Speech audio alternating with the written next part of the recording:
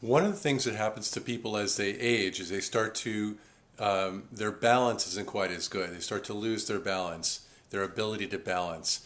It's that dynamic stability that they have in their body and their body's ability to adjust to the changing circumstances.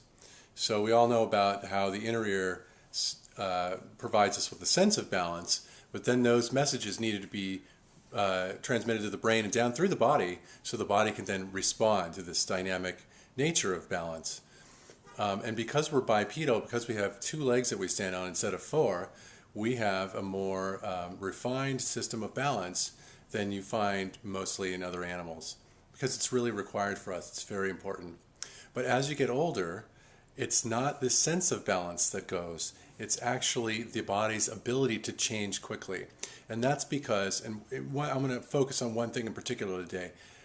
The thing I'm going to focus on today is the pelvis and the bones of the pelvis. And as we age, as we sit more and we age, and we don't use the movement that we really require, that we once had in our pelvis, it starts to go away. As you age, your tissues desiccate, they get dry, and as they get dry, they get tighter. So if you look at an older person's muscles, usually they're tighter, they're thicker, but they have less mass.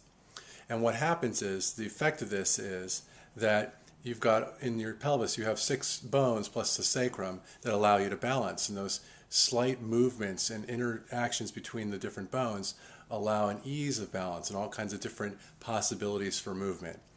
And as you age, as you sit more, and as those bind up, then you lose that sense of balance. You lose that, not sense of balance, but the ability to easily balance. So the oscillations in balance are larger. And this is what often happens. People will fall. They'll trip over something, combine that with sight and other things, and they'll fall. I want to relay a story to you. One of the first people I ever worked on doing structural integration series was a family friend, a dear old family friend of ours who was in his 90s. He was about 93. And at the time, I noticed that he was a very, very active man, drove all over the Western United States by himself to do a one-man show because he was a theater actor.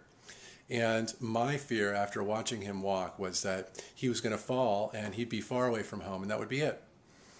And as you know, once you fall, often that's kind of, it's downhill from there. So the idea is to prevent the fall. Well, we did the 10-session series on him, and certainly enough, his balance improved dramatically. It was in a huge way, so that he didn't look like he was going to fall over at any moment. And anyway, I just wanted to share that with you because what we focused on was freeing up those areas that I talked about earlier, and the result was dramatic.